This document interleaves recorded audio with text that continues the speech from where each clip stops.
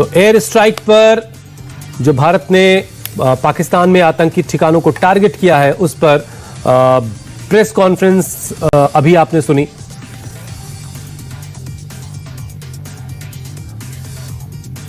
तो इस वक्त की सबसे बड़ी खबर, भारत ने पहलगाम हमले का बदला ले लिया। 9 जगहों पर 21 आतंकी ठिकानों को ध्वस्त किया गया। सटीक जानकारी के बाद ही ऑपरेशन सिंदूर को अंजाम दिया गया। क्रेडिबल इंफॉर्मेशन के बाद टारगेट चुने गए, टारगेट सिलेक्ट किए गए और फिर उन टारगेट्स को खत्म कर दिया गया, तबाह कर दिया गया।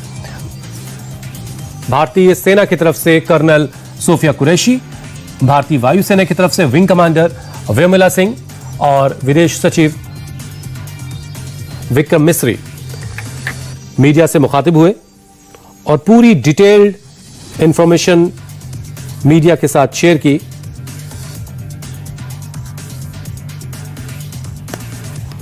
कि कैसे इस ऑपरेशन को अंजाम दिया गया, इस ऑपरेशन की वजह क्या रही, इस ऑपरेशन की जरूरत क्यों पड़ी। सबसे पहले सवाई नाला कैंप को उड़ाया गया, बरनाला और सरजल कैंप को भी ध्वस्त किया गया। 21 लोकेशंस को ट्रेस आउट किया गया था और बहुत ही सटीक इंटेलिजेंस के बाद, बहुत ही एजेंसीज के इनपुट्स के बाद, एनालाइज करने के बाद 21 ठिकानों को टारगेट किया गया। 9 हमले किए गए और इन 9 हमलों के जरिए 21 ठिकानों को तबाह कर दिया गया, खत्म कर दिया गया। और जिसके बाद रात में करीब 1:28 से 1:32 के बीच यह पूरा ऑपरेशन खत्म हो चुका था और 10:30 बजे सुबह प्रेस कॉन्फ्रेंस की गई। विदेश मंत्रालय के प्रवक्ता, विदेश मंत्रालय से विक्रम मिस्री थे, भारतीय वायुसेना की तरफ से विमला सिंह, विंग कमांडर विमला सिंह और भारतीय सेना की तरफ से कर्नल सोफिया कुरैशी ने मीडिया से बात की, मीडिया को पूरी जानकारी दी।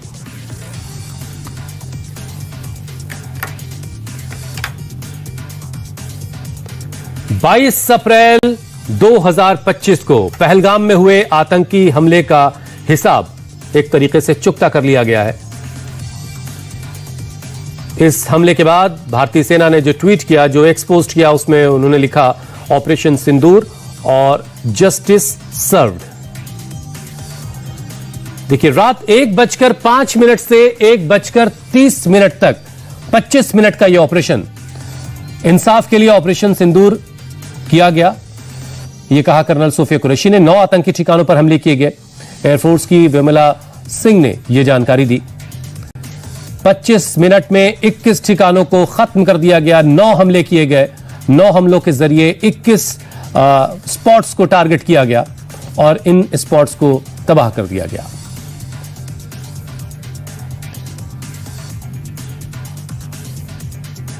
तो स्ट्राइक पर भारतीय सेना की प्रेस कॉन्फ्रेंस हो चुकी है। भारतीय सेना, भारतीय वायुसेना और विदेश मंत्रालय तीनों की एक ज्वाइंट प्रेस कॉन्फ्रेंस रही, जिसमें बताया गया कि ये इस तरह के हमले की, इस तरह के स्ट्राइक की जरूरत क्यों पड़ी।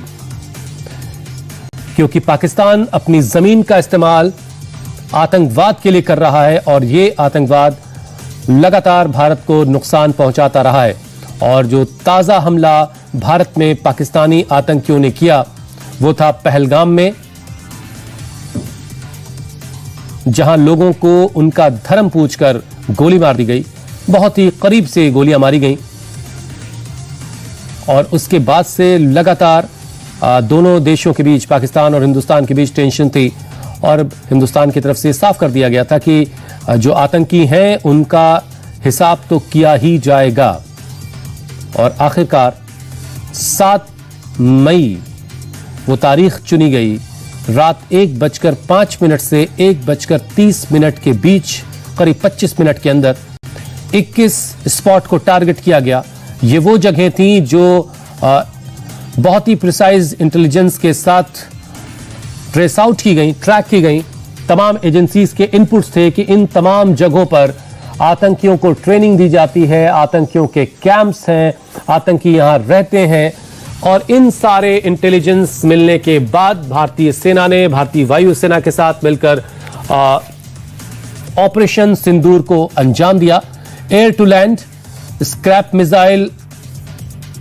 मिसाइल और हैमर, इन 2 का इस्तेमाल हुआ और 21 ठिकानों को तबाह कर दिया गया।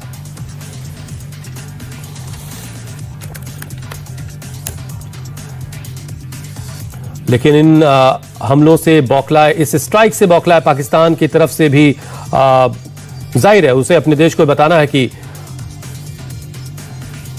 वो भी कार्रवाई कर रहा है, और जाहिर है वो ये भी नहीं मानेगा कि इन तमाम जगहों पर, इन 21 ठिकानों पर आतंकी रहते थे, वो उन्हें सिविलियन कह रहा है। और दरअसल इन आतंकवादियों के जरिए पाकिस्तान एक तरह की प्रॉक्सी वार भारत के खिलाफ लड़ता रहा है। इन आतंकियों को भारत में दाखिल करवाकर भारत के सिविलियंस को, इंडियन सिविलियंस को टारगेट करता रहा है। और मौजूदा जो सबसे ताज़ा जो हमला पहलगाम में हुआ, इसके बाद भारत में, हिंदुस्तान में गम और गुस्सा बहुत पाया जा रहा था, और इसी वजह से ऑपरेशन सिंदूर को अंजाम दिया गया। पीओके में 5 ठिकाने और पाकिस्तान मेनलैंड में 4 ठिकानों को इंडियन आर्मी ने टारगेट किया, और प्रिसाइज्ड टारगेट किया। साफ कहा गया एनएसए अजीत डोवल के जरिए भी, विदेश मंत्रालय के जरिए भी, कि बिल्कुल सटीक इंटेलिजेंस के आधार पर ये हमले किए गए हैं, और इन हमलों में किसी भी तरह का कोई कोलैटरल डैमेज नहीं है। सिर्फ उन जगहों को तबाह किया गया, उन जगहों को टारगेट किया गया जहां पर या तो आतंकी रहते थे, या आतंकियों ने पनाह ले रखी थी, या आतंकियों के ट्रेनिंग कैंप्स थे। उन्हीं जगहों को सिर्फ टारगेट किया गया है।